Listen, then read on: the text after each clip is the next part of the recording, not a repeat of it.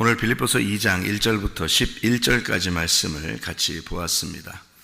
빌립보서 2장 1절부터 11절까지 말씀은 그리스도 예수의 마음을 품어야 된다, 이런 내용을 우리에게 전달해 주는 말씀입니다. 여기에서 4절에 보니까 이런 말씀이 있어요. 각각 자기 일을 돌볼 뿐더러 또한 각각 다른 사람들의 일을 돌보아 나의 기쁨을 충만하게 하라. 이 말이 돌본다는 말이 뭘까요? 자기 먼저 생각해라, 그런 말이에요. 자기를 돌봐줘야 된다 먼저. 그리고 다른 사람도 돌봐줘라, 이런 얘기에 자기 먼저 돌보고 다른 사람 돌보. 이렇게 한국말로 보면은 좀 그렇게 또 보여요, 그죠? 이게 이제 이 말이 돌본다는 말이 스코페오라는 단어인데요. 스코페오라는 단어는 주시한다는 말입니다. 잘 주시하고 쳐다보고 이렇게 잘 이렇게 지켜보라, 이런 말이거든요. 그렇게 말을 보면 이제 완전히 다르죠. 그러니까 먼저 누구를 쳐다보라는 거예요? 자기를 잘 쳐다보라는 거예요. 자기를 먼저 쳐다보고 다른 사람을 보라는 거예요. 자기 안 보고 다른 사람 먼저 보니까 자꾸 비판하고 그러는 거예요. 사람들 얘기하고, 다른 사람 얘기하고, 자기 안 보고. 그러니까 다른 사람들 뉴스에 나오고 막 이러면은 아이고 저거 뭐 이렇게 하지. 그렇게 말하는 이유가 뭐예요? 자기는 좀 괜찮은 사람이라는 얘기 아니에요? 자기 먼저 보라는 얘기예요. 다른 사람을 볼 때 자기를 먼저 보라고. 자기 먼저 생각하고, 자기 먼저 보고, 자기 먼저 주시해 보고서 다른 걸 보면 비판거리가 하나도 없어요. 그죠? 판단거리가 하나도 없어. 남편과 아내가 둘이 싸워요. 상대방 보고서 다 잘못했다고 그러죠. 자기 먼저 쳐다보세요. 자기 먼저 보란 얘기야, 이게. 그러니까 그리스도 예수의 마음을 가진 사람들은 다른 사람을 먼저 보는 게 아니라 자기를 먼저 쳐다봐라, 그 말이에요. 이게요. 그러니까 한국말로만 보면은 어떻게 보면 좀 이해가 안 돼서 참 안타까운 게 있어요. 왜냐면 자기 먼저 돌보고 다른 사람을 돌보고 뭐 이래야 된다고 그러니 그렇게 써 있으면 참 어떻게 해야 되겠어요. 그래도 야, 너나 잘 챙겨 뭐 그러니까 그렇구나, 나를 잘 챙겨야 되겠구나 먼저.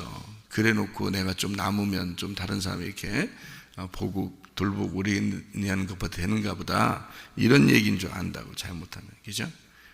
그런 게 아니고 자기를 먼저 생각하고 다른 사람을 생각하고 자기를 먼저 쳐다보고 다른 사람을 쳐다보고 그렇게 하라는 거예요.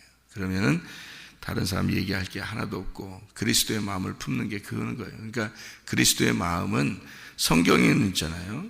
이게 성경이 그리스도의 마음이죠. 성경이. 근데 이 성경이 그리스도의 마음, 이 성경은 누구 때문에 써 있는 거예요? 다른 사람 자꾸 얘기하라고 써 있는 게 아니에요. 나를 쳐다보라고 써 있는 거죠. 각자 자기를 보라고 성경이 쓰여 있는 거예요. 그러니까 자기를 보는 책이죠. 이게 거울이에요. 그래서 성경을 거울이라 그러는 거예요. 다른 사람 비추려고 이렇게 보이는 게 아니잖아. 거울 가지고 다른 사람이 이렇게 막 다른 사람이 이렇게 막 비춰봐봐. 눈 식어, 아주 눈 식어 이렇게 자기를 보라고 거울이 있는 거지. 그죠? 그러니까 성경 아는 사람, 기독교인들이 비판이 굉장히 많습니다. 기독교인들이요.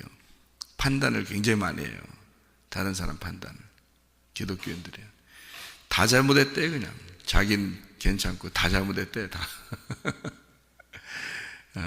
성경적으로 이렇게 보면 한심한 사람들입니다. 그렇게 하면요. 자기를 먼저 바라봐야 되는 거예요. 그리고 다른 사람을 보는 거예요. 이게 성경적입니다. 우리 디모데후서 2장 22절을 한번 볼까요? 디모데후서 2장 22절 한번 보면요. 또한 너는 청년의 정욕을 피하고 주를 깨끗한 마음으로 부르는 자들과 함께 의와 믿음과 사랑과 화평을 따르라, 이렇게 되어 있습니다. 거기에서 보면 깨끗한 마음으로 이렇게 되어 있어요. 깨끗한 마음으로. 이 깨끗하다는 말이 카다로스라는 단어인데요. 카다로스라는 단어가 순결한이란 단어입니다. 정결한, 순결한이란 단어인데요. 이 깨끗하다는 말은 정결한, 순결한, 그 말은 이제 거룩한이란 말이에요. 같은 말이죠. 그리고 흰 세마포.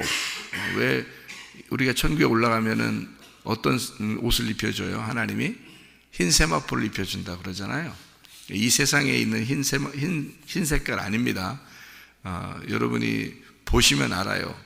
나중에 올라가서서 보시면 알고, 혹시 하나님이 뭐 눈을 열어서 여러분을 보여주시면 알겠죠. 이런 흰 색깔이 아니에요. 이렇게 우리가 보는 이런 옷의 흰 색깔 이런 거 아니고요. 투명한 색깔이에요. 투명한 거예요. 그래서 이게 꼭 투명해서 비칠 것 같은데 안 비쳐요. 그러니까 흰 색깔인데, 흰 색깔, 우리 같은 보는 흰 색깔 이렇게 보여지는 그런 흰 색깔이 아니고 투명한 옷이에요.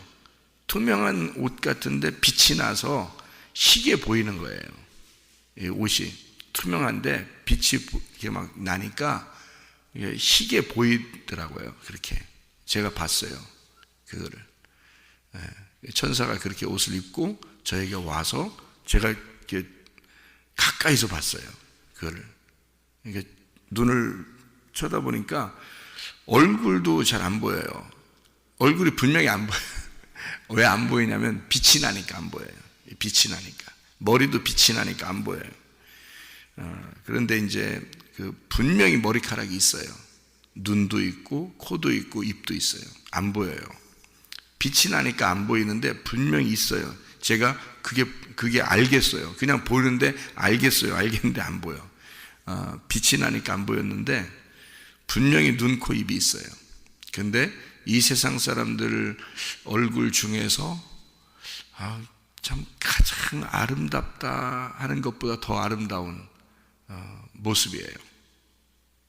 분명히 손가락도 있어요. 손도 있고요.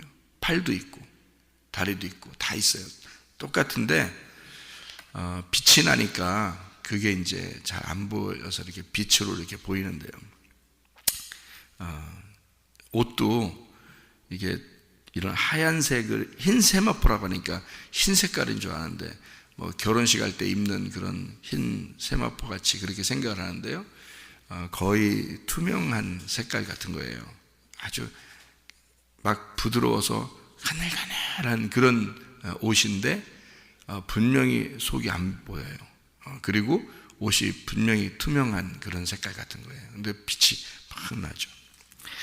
깨끗하다, 거룩한, 이런 정결한 마음이 그래야 된다는 말은 그런 거룩한 마음, 깨끗한 마음, 그런 순결한 마음, 흰 세마포와 같은 그런 마음, 이것은 뭔가 막혀 있는 게 아닌 거죠. 막혀 있는 게 아닌 마음을 얘기하는 거예요. 그러니까 열린 마음이죠. 열린 마음.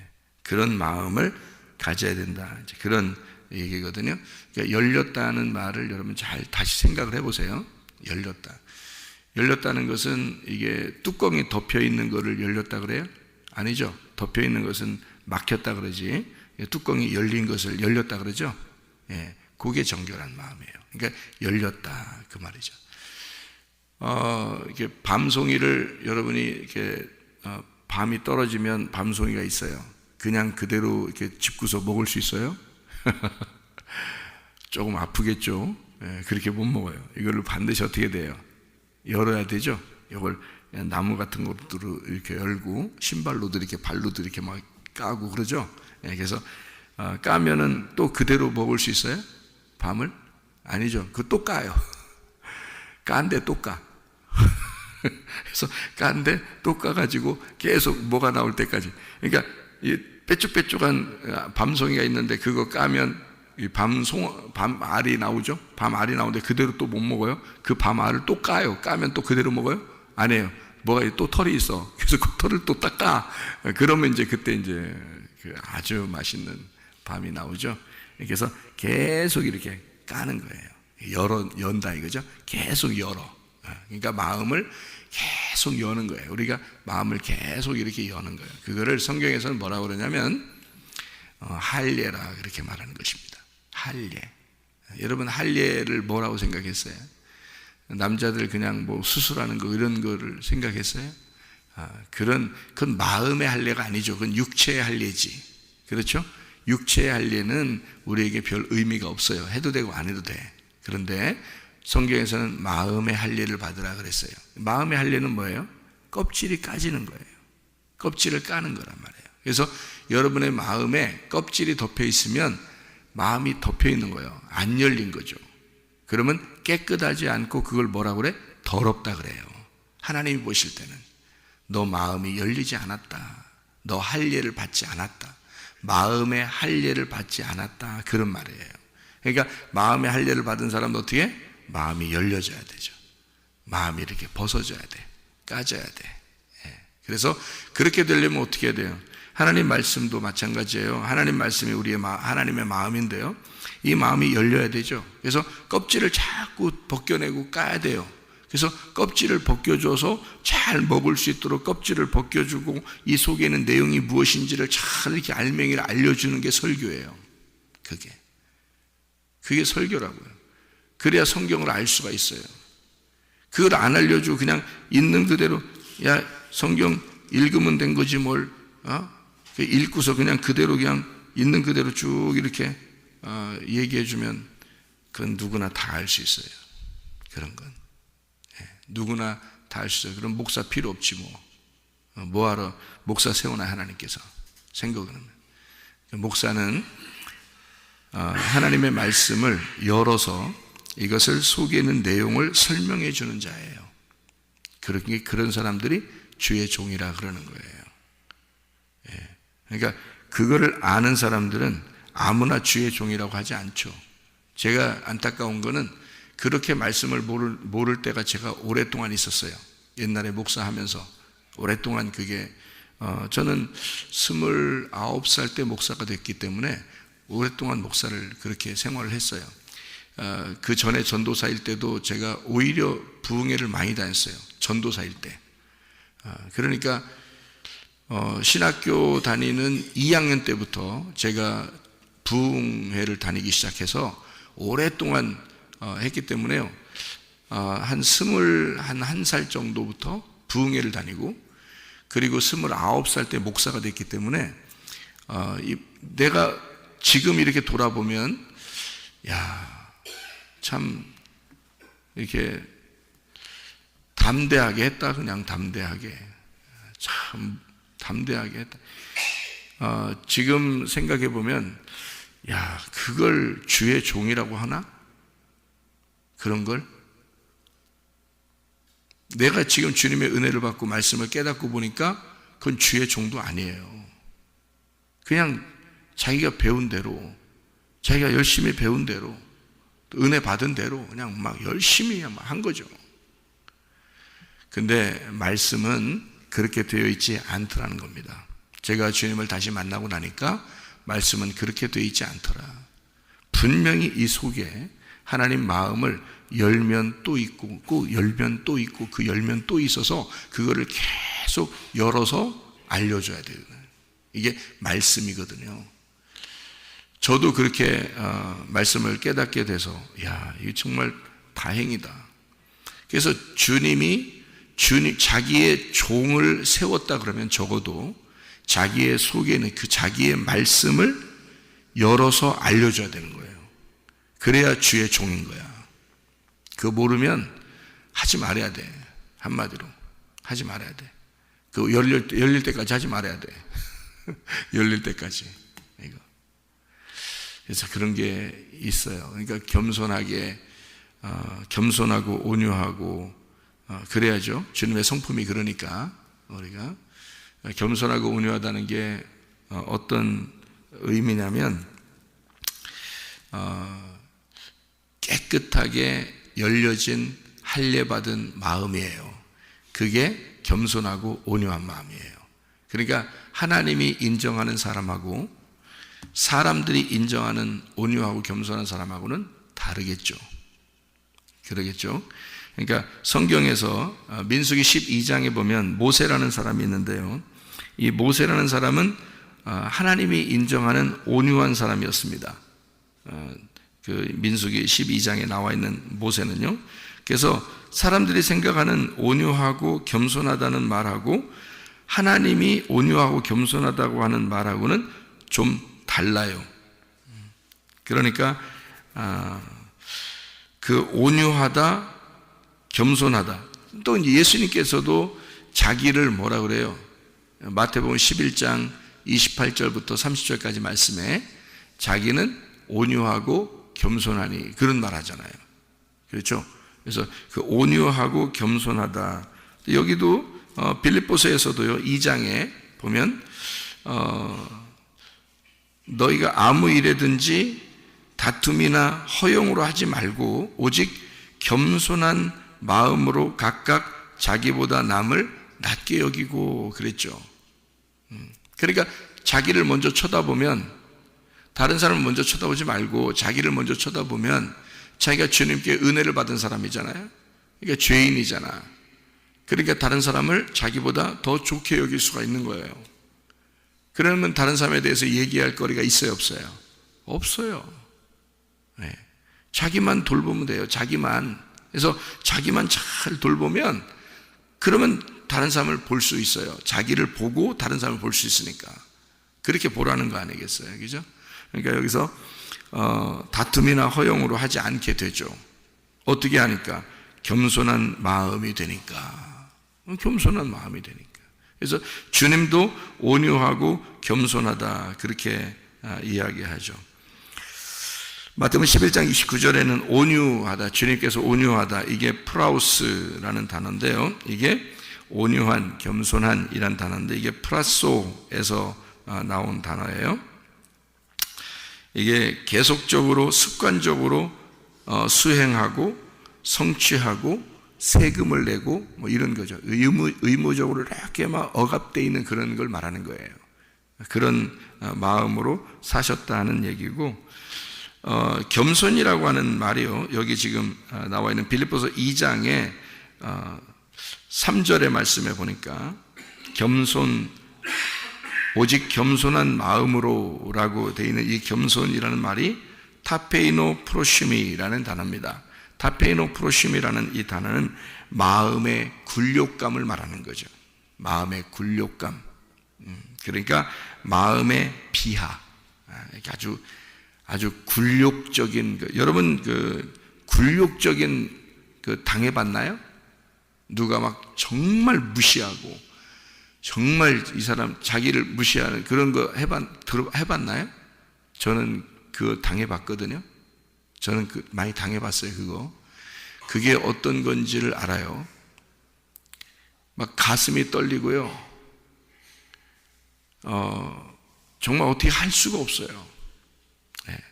그 마음의 어떤 굴욕감을 이렇게 갖게 되면 정말 무시당하고 정말 굴욕감을 당하면요 가슴이 떨리고 정말 어떻게 할 수가 없어요. 그래서 그게 몇 번 이렇게 당하잖아요. 그러면 주눅이 들어요. 주눅이 들어서 뭘 말할 수가 없어요. 그냥 숨고 싶고 그냥 혼자 있고 싶고 그래서 그냥 막 우울하고 혼자 있고 싶고 막 그냥 어떻게 그냥 남하고 같이 이렇게 얘기하고 싶지도 않고 쳐다보고 싶지도 않고 그냥 혼자 그렇게 숨어 있고 싶은 그런 사람이 돼요. 저는 그거를 당해봤고 실제로 그렇게 살아봤고 그랬어요. 여러분. 근데 그게 성경에서 말하는 겸손한 단어가 그런 단어예요.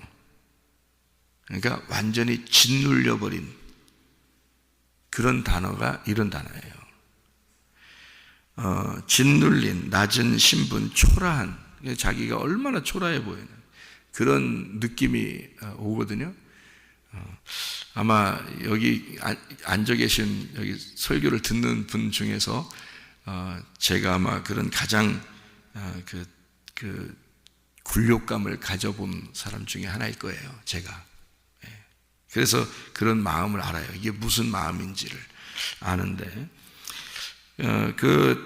이게 타페이노, 굴욕을 주다, 아래로 끌어내리다, 이런 단어예요. 그렇게 나온 단어, 타페이노시스, 억압된, 낮은 신분이라는 말이고요. 그래서 이것은 완전히 짓눌려버린 이란 단어에서 우리가 이것을 볼 수 있는 단어거든요. 그러니까 예수님께서 하늘나라에 계시다가 이 땅에 내려온 자체가, 이건 하늘나라의 그 영광을 버리고 이 땅에 내려오신 그 자체가 겸손이에요. 그러니까 예수님 입장에서는. 그러니까 모세가 어떻겠어요? 모세가 어떤 마음이겠어요? 민수기 12장에 모세가 온유하죠. 그러니까 하나님이 모세를 온유하다 그러잖아요. 그러니까 어떻게 된 사람이에요, 이 사람이? 애굽에서 왕자로 자라났어요. 40년 동안을 왕자로 살았어요. 그런데 광야로 도망 나왔거든요. 거기 광야로 도망 나와서 거기서 40년을 있었어요. 왕자로 살다가 40년을 광야로 살았어요. 누구랑 비슷한 것 같아요? 하늘 영광 버리고 이 땅에 내려오신 주님하고 비슷하죠. 그래서 모세가 자기가 사람을 죽이고 도망 나왔지만, 히브리서 11장에는 뭐라고 나와 있냐면, 그가 자기의 영광스러운 왕자의 자리를 버리고 왔다, 그렇게 얘기했어요. 그러니까 성경은 이렇게 두 개로 해석을 하죠. 모세는 사실 도망 나온 거예요. 사람을 죽이고 이것이 이제 정치적으로 이제 엮이기 싫어서 도망 나온 거거든요. 그런데 하나님은 그것을 어떻게 표현하냐면, 히브리서에 어떻게 표현하냐면, 영광을 버리고, 애굽의 왕의 영광을 버리고 이렇게 나왔다. 그래서 그가 어려운 사람들과 함께 동행하기를 원했다, 이렇게 나오죠. 그러니까 하나님이 보시는 관점하고 사람들이 보는 관점은 다르죠. 사람이 보는 것은 사람 죽였으니까 정치적으로 엮이기 싫어서 이제 거기도 정치적으로 이렇게 싸움이 있고 그럴 거 아닙니까? 그러니까 거기 엮이기 싫으니까 이제 도망 나온 걸로 보여지지만, 하나님 입장에서 보면 그가 그 영광을 버리고 나왔다, 이렇게 보여지는 거죠. 그 영광을 버리고 나오니까 어때요? 그 자체가 온유하고 겸손한 건데 짓눌려 버리고 40년 동안을 광야에서 훈련받았어요. 훈련받은데 여러분, 하나님께서 어떤 훈련을 시켰어요? 나와요? 안 나와요. 그냥 광야에 사는 자체가 훈련이에요. 그냥 그게 40년, 그게 고통이에요. 여러분, 고통을 받고 고난을 받잖아요. 그 자체가 훈련이에요, 여러분. 그러니까 여러분에게 어떤 병이 생기고, 또는 가정에 문제가 생기거나, 또는 사업에 문제가 생기거나, 뭐 물질적인 문제, 건강의 문제, 이런 것들이, 그래서 우리는 건강의 문제와 물질적인 문제가 두 개가 해결되면 편안합니다. 여러분, 건강하고 물질도 있고 그러면 아주 편안하거든요. 이 세상 살아가는 동안은 별 걱정이 없어요. 근데 건강에 문제가 생기거나 물질에 문제가 생기거나 그러면요, 이게 정말 힘들게 살아요. 그 자체가 뭐냐면 고통이거든요. 근데 그 자체가 고통인데, 그게 이제 우리에게 아무것도 답이 없는 것처럼 보이는, 뭐 동서남북 앞 뒤를 다 봐도 이게 해결점이 없는, 꽉 막힌 것 같은 그런 그 광야와 같은 인생이죠. 뭐 답이 없는 것 같은 뭐 인생들, 이렇게 살다 보면 그게 그 자체가 하나님이 볼 때는 훈련이에요. 그게요.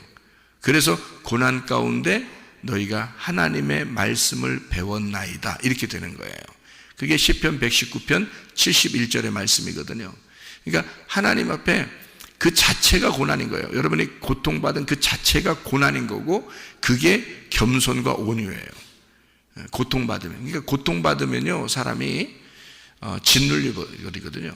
사람이 고난을 당하고 고통당하고 뭐 문제가 생기고 뭐 건강이 안 좋고 뭐 이러면요, 그 자체가 고통스럽기 때문에 짓눌려 버려요. 그러면 그 사람을 하나님은 어떻게 취급하느냐? 온유하고 겸손하다, 이렇게 봐요, 하나님은. 그래서 모세를 온유하고 겸손한 자이다. 너희들이 모세를 아느냐? 너희들이 모세가 얼마나 고통스럽게 살았는지 아느냐, 그죠? 그걸 아무도 모르죠. 40년 동안 모세는 사실 처가댁 생활했어요. 생각해 보세요, 그죠? 모세가 자기 집 멀쩡한 궁궐 냅두고 이 땅에 내려와서 처갓집 생활한 거 아니에요, 그죠? 광야에 나와가지고 처갓집 생활하는 게 그래 쉬워요? 며느리가 시댁 생활하는 것도 어려운데 사위가 처갓집 생활한다고 생각해 보세요. 그 쉽겠나? 그러니까 모세가 늘 집에 있겠어? 밖에 나와 있고 싶겠어? 그래서 밖에 나와서 양만 치는 거예요. 양. 잠잘 때만 들어가고. 알아요? 잠잘 때 넣을 때는 안 들어가. 그냥 밖에서 그냥 양들하고 같이 자고. 그러니까 40년 동안 생활을요, 거의 양치기로 살았습니다. 네. 모세가요. 그거는 그의 그 생활 자체가 고난이었었던 것을 알려주는 거죠. 예. 그는 힘들게 살았어요. 그 40년 동안을 정말 외롭게 살았어요. 가족들 다 떠나서 혼자. 그렇죠? 그 자체가 얼마나 고통스럽겠어요? 그리고 처갓집에서 눈치 보면서 살죠? 그리고 늘 거기서, 그러니까 자기는 양을 치면서 늘 밖에서 있는 시간을 많이 가졌다고요. 예. 그러면서 이스라엘 백성, 하나님의 그 마음을 나중에 알게 되죠. 하나님의 마음을, 이스라엘 백성, 그 양들과 같은 그 이스라엘 백성들을 하나님께서 이렇게 목자로서 돌봐야 되는, 그래서 자기를 그렇게 보내는 것을 이제 나중에 알겠죠. 그러니까 이 양들을 치면서 밖에서 주로 생활하다가 40년이 찬 거예요. 40년이, 그게 하루 이틀도 아니고 40년 동안 여러분 그렇게 생활했다고 생각해 보세요. 그건 그 자체가 온유하고 겸손하다니까요. 그 자체가. 그 자체가 고난이에요. 그 자체가 짓눌린 거고. 그런 삶을 살았어요. 그래서 40년이 지나고 나니까 모세는 몰랐어요. 언제 하나님이 자기를 부르시는 것도 몰랐어요. 그냥 사는 거예요. 자기는 원래 이런 인생을 이렇게 살아가야 되는가 보다, 이렇게 생각하고 사는 거예요, 여러분. 여러분, 하나님이 언제 여러분을 부르시고 언제 여러분을 쓰실까 하고 고민할 필요 없어요. 부르시는 것은 하나님 문제고 살아가는 것은 내 문제예요. 그러니까 하나님은 우리가 이렇게 살아가는 동안에 어쨌든 하나님이 여러분을 부르셔야 되겠다, 그런 부르십니다. 하나님은 자기의 계획을 한 번도 미스난 적이 없어요. 그걸 한 번도 놓친 적이 없어요. 하나님은 항상 자기가 계획한 것 반드시 이루십니다. 모세를 부르시는 게 세상에 40년이 걸려서 모세를 불러요. 그렇지만 그 시간과 날짜와 그 때를 정확하게 하나님만 아시는 거예요. 모세는 몰랐어요. 그런데 어느 날 불이 탁 붙는 것을 모세가 본 거예요. 밖에서 늘 생활하는데 어느 날은 좀 다른 거야. 어느 날 이상해. 뭔가 불이 붙은 거야. 근데 뭔가 이상해. 그날은 괜히 올라가 보고 싶어. 그 불이 붙은 곳으로 괜히 더 올라가고 싶어요. 그래서 올라갔어요. 근데 거기서 하나님이 나타나신 거예요. 여러분, 그는 모세가 계획한 것도 아니고 하나님의 계획이었어요. 모세는 그냥 자기가 그냥 살았어요. 그냥 살아야 되니까 사는 거죠. 자기는 어쩔 수 없이 사는 거예요. 언제 하나님이 자기를 불러서 다시 쓰실 거야 이런 것도 몰랐어요. 그냥 사는 거예요. 우리도 그냥 사는 겁니다. 그냥 우리가 살아가는 자체를 하나님은 보고 계신 거예요. 여러분, 하나님이 우리가 고난당하고 힘들고 그러면 어떤 생각이 들어요? 하나님 나와 함께 하고 있나? 하나님 나를 정말 사랑하시나? 하나님 내 기도는 듣고 계신가? 라고 생각할지 모르죠. 그건 네 생각이고 하나님이 그러시죠. 하나님은 나는 너와 늘 함께하고 있었어. 너의 고난 속에서 내가 같이 있었고, 네가 울고 있을 때 같이 울었고, 네가 웃을 때 같이 웃었고, 너와 늘 함께하고 있었다. 모세가 40년 동안 외롭게 혼자 있는 것 같이 느껴질 때, 40년 동안 광야에서 하나님이 떨기나무에서 부르시기 바로 전까지는요, 모세의 생활이 거의 나타나지 않습니다. 그 말은 40년을 그냥 한결같이 힘들게 살았다는 얘기예요. 그래서 별로 쓸 것도 없다는 얘기야, 성경에. 40년을 살았는데, 광야에서 40년을 살았는데 별 쓸 게 없어. 성경에 쓰는 내용이 안 나와. 광야에서 어떻게 살았는지 안 나와. 왜요? 그냥 그렇게 살았어요. 근데 하나님은 그 40년 동안 하나님이 모세와 함께 있었어요. 내가 이 모세를 부르리라. 내가 이 모세를 부르리라. 그래서 하나님은 40년이 찼어. 그러니까 하나님은 딱 부르는 거예요. 불 탁 피워놓고 기다리고 있는 거죠. 네, 때가 됐다는 얘기입니다. 여러분, 하나님께서 때를 정하시는 거예요. 우리가 정하는 게 아니고. 여러분이 막 뭐 하고 싶다고 할 필요도 없어요. 여러분, 교회 와서 뭐 좀 하고 싶다 그렇게 할 필요도 없어. 그냥 말씀 듣고 가만히 있는 거예요. 말씀 듣고 가만히 있다 보면 하나님이 여러분 필요로 하시는 곳에 쓰셔요. 하나님이 알아서 불 딱 피워놓고 기다리죠. 그때가 하나님이 부르시는 때예요. 그러면 하나님의 일하면 되는 거예요. 우리가 살아가는 그 자체가 하나님이 우리와 동행하시고 함께 하셔요. 우리는 뭐 굉장히 노력해서 하나님을 만나려고 하지만 하나님은 그냥 우리와 함께 하고 계신다고요. 모세가 광야 40년 동안 아무것도 안 하고 그냥 있는 것 같아요. 자기 힘들고 어렵고 외롭고 울고 그랬겠죠. 가족들 다 떠나서 혼자 그랬지만 그가 하나님이 함께 하시고 계시다는 사실을 잘 몰랐을지도 몰라요. 그런데요, 어느 날 하나님이 진짜 나와 함께 하시고 있었구나 라는 것을 깨달은 날이 왔어요. 40년이 지나서 깨달은 거예요. 그 40년 동안의 그 고통을 하나님은 아셨고, 그래서 누가 모세를 막 뭐라고 하잖아요. 민수기 12장에 누가 모세를 뭐라 하면 니네가 모세를 아느냐, 니네가 모세를 아느냐, 나는 모세를 안다. 누가 내 모세한테 뭐라고 하느냐, 니네가 뭔데 모세한테 그러느냐, 응? 니네가 뭔데 나의 종에게 니네가 뭔데 얘기하느냐. 그래서 그 자리에서 문둥병 걸리게 만들어버려요. 그러니까 하나님은 모세를 변호하시는 거죠. 왜? 하나님이 40년 동안 모세가 어떻게 생활했는지 알아요. 얼마나 힘들고 고통스러웠는지 하나님이 함께 하셨어요. 다 알아요. 다른 사람들은 모르죠. 제가 그냥 갑자기 말씀 알고 갑자기 나타나서 목사하는 줄 알죠? 저요? 목사 예전에 젊을 때 신학교 다니면서 신학교 2학년 때 21살 때부터 부흥회 다닌 사람이라고 제가 얘기했죠. 귀신 쫓고 병 고치고 부흥회 하고 그랬던 사람이에요.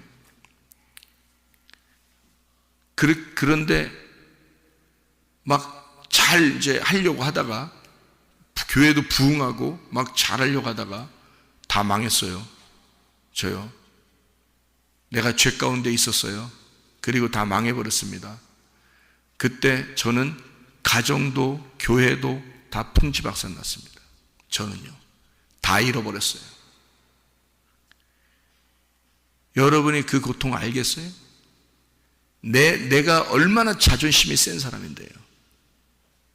내가 얼마나 자존심이 센 사람인데 그거를 다 깡그리 무너져서 내가 이 세상에서 바닥을 겨야 되는 그런 사람, 숨어 있고만 싶은 사람으로 내가 사는 것이 하루 이틀이 아니에요. 몇 년을 그렇게 살았어요. 몇 년을. 교회도 못하고 아무것도 없이 몇 년을 그렇게 살았어요. 어느 날 갑자기 나타나서 목사로서 하나님 앞에 주인께서 다시 부르셨다고 세워져서 말씀을 깨달았다고 얘기하는 게 그냥 순식간에 그냥 나타난 줄 알아요? 여러분? 그렇지 않아요. 내가 힘들고 고통받고 외롭고 어려울 때 나의 눈물을 보신 분은 하나님이셔요. 내가 힘들어할 때 나를 아시는 분은 하나님밖에 없어요.